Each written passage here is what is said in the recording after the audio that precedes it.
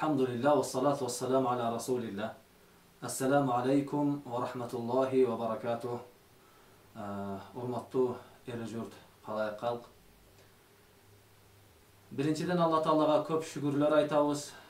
Peygamber sallallahu aleyhi ve sellem'ga salavat salamlar aytabız.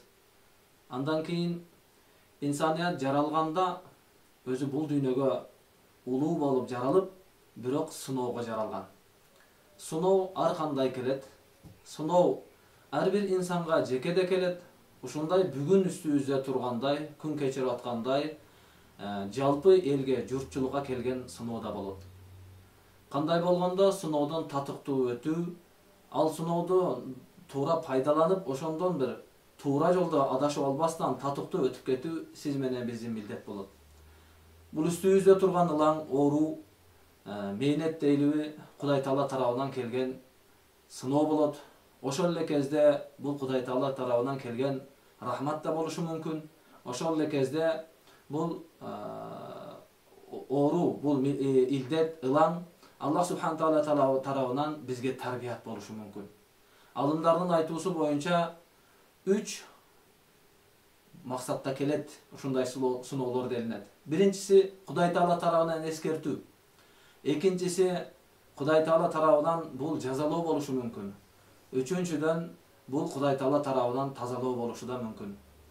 Аллах Таала тарабынан эскертүү адамзат көр курсактын айынан, нафсинин айынан Кудайды эстен чыгарып, бул дүйнөнүн бир кандайдыр бир кумарлары менен Кудай Таала сызып койгон чек арадан сыртка чыгып кетип аткан учурларда Кудай Таала тарабынан "Эй, көзүңдү ачкын" деген эскертүү болушу да мүмкүн.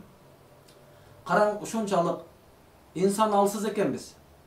Канчалык технология өнүкпөсүн, илим билим өнүкпөсүн, ошого карабастан Кудай Таала тарабынан кичине бир оору берилип коюлса, ушунун айынан канча ааламга дүрбөлөң түшүрүп, адамдар кандай бир кыйынчылыктарда келип отурат бүгүнкү күндө. Бул Кудай Таала тарабынан эскертүү. Же болбосо адамдар көп нашүкүрчүлүк кылып, Кудай Таала берген назы неметти тепсеп тебелеп, Кудайга кулчулук кылуудун ордуна нафсинин кулу, шайтандын кулу болуп, бирөөлөрдүн акысы желинип, Кудайды таптакыр эстен чыгарып койгон убакытта Алла Таала тарабынан жазалоо болуп калышы да мүмкүн. Кудай мындан бизди сактасын. Илайым Кудайдын жазасы болбосун. Кудай Таала сиз менен бизди бул дүйнөдө да акыретте да жазалабасын. Үчүнчүсү тазалоо, банданын күнөөлөрүн, кемчиликтерин Алла Таала мээримдүү зат, боорукер зат, бул дүйнөдө акыретке калтырбастан тазалап, жүзү жарык бойдон өзүнүн алдына барууну Алла Таала каалайт экен, урматтуу туугандар. Андыктан ушул үстүбүзгө келген нерсе сиз менен бизге эскертүү, же болбосо тазалоо болгон болсун. Кудайдын алдына барганда жүзү жарык болуп барууну Аллах Таала баарыбызга насип эткен болсун. Урматтуу калай калк эл-журт, ушул акыбалда ар ким ар кандай пайдаланып атышат. Ар ким өзүнүн колунан келген жакшылыктарды кылып атат.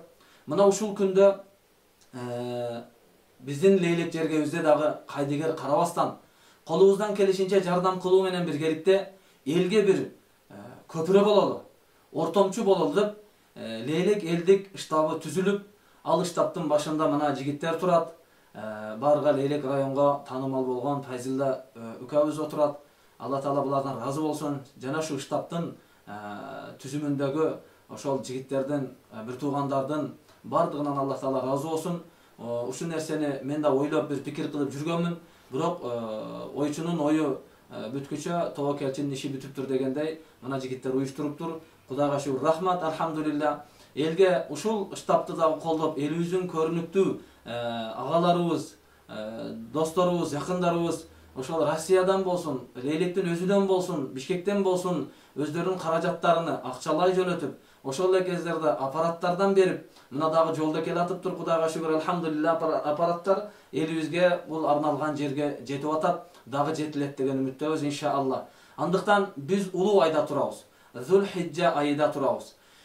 Мейнет өзүнчө бир сыноо болсо, ушул сыноодо кайрымдуулук кылуу, бул чоң бир соопторго ээ болсо, ушул кайрымдуулук кылууга дагы бир шанстын үстүгө шанс келип турат. Зулхиджа айы. Ибн Аббас радиаллаху анху риваят кылган хадисте Пайгамбар саллаллаху алейхи ва саллям мындай деп айтканын айтат.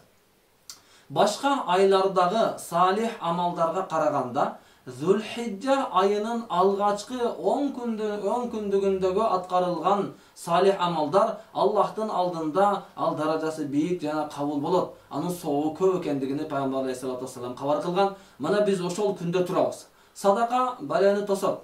Sadaka bul oru surkoolordan Peygamber Aleyhissalatu vesselam aytkan, sadaka berүү menen oorularyňарды ayıktırıp algıla degen.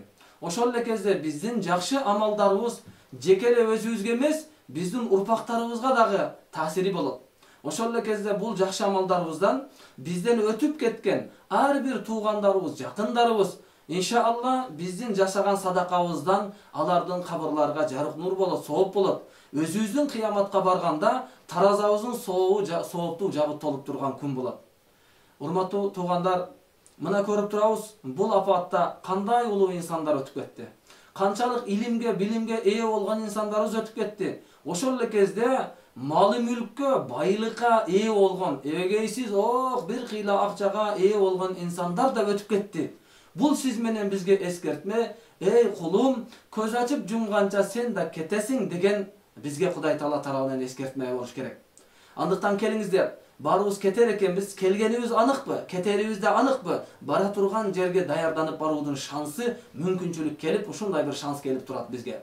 Ушул акыбалда ар бирибиз колубуздан келишинче кайрымдуулук иштерди кылып, Кудай Тааланын алдында, Кудай Таалага болгон өзүбүздүн ишенимибизди тастыктап, ошол эле кезде биз ким тарапта экендигибизди тастыктап, ар бирибиз өзүбүз үчүн, элибиз, журтубуз үчүн, муктаж бир туугандарыбыз үчүн, ошол эле кезде өзүбүздөн кийинки урпактар үчүн дагы бир пайдалуу иштерди кылып кетүүгө мүмкүнчүлүк эшиги ачылып турат.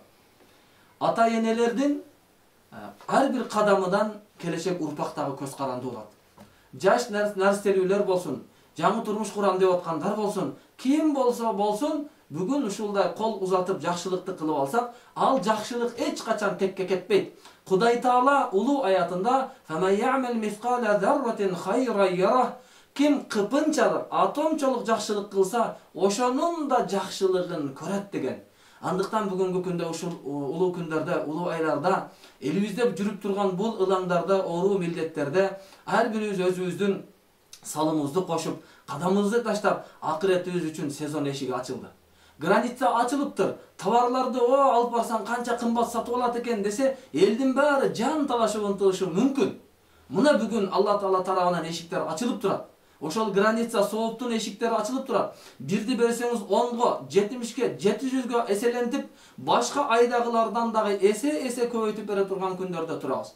Андыктан ар бирибиз өзүбүз үчүн, ахиретибиз үчүн, мамлекетибиз үчүн, муктаждар үчүн жан талашып, кадам таштап, сооптуу иштеп ала турган күндө турабыз.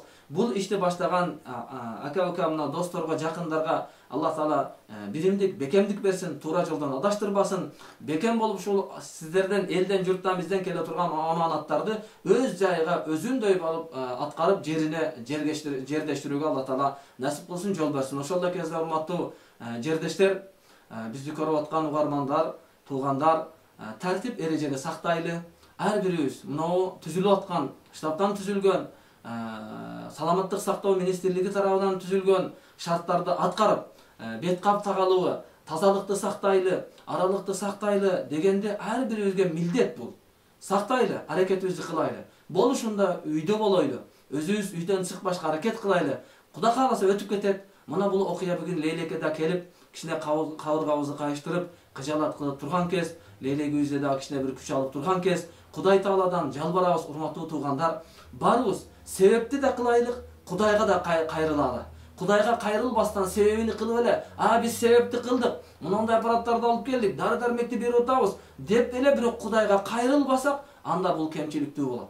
Ошол эле кезде мен Кудайга тобокел кылдым деп туруп себебини кылбастан жатып алыш дагы бул да кемчилик болот.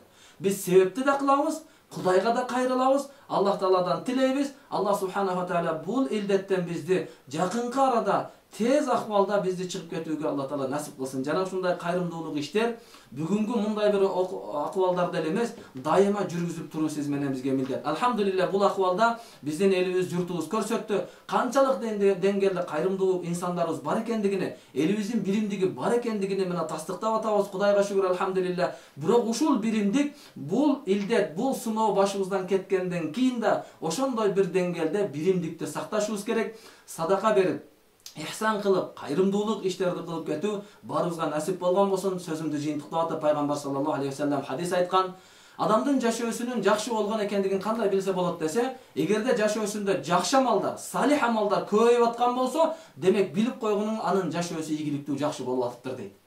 Байлыгы көбөйүп атса, күчү көбөйүп атса, бийлиги ашып атса деген жок.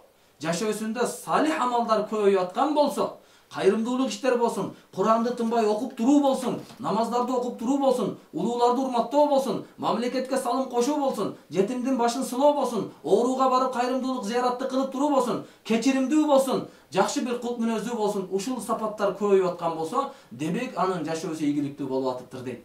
Кудай Таала барыбызга ийгиликтүү жашоодо жашап өтүп, мамлекетке салым кошкон жарандардан, динге толук кулчулук кылган Алланын татыктуу кулу, пайгамбарымдын татыктуу үммөтү, ата-энеге татыктуу перзент болуп өтүүдү барыбызга насип этсин. Ассаламу алейкум ва рахматуллахи ва баракатуху. Алла разы болсун.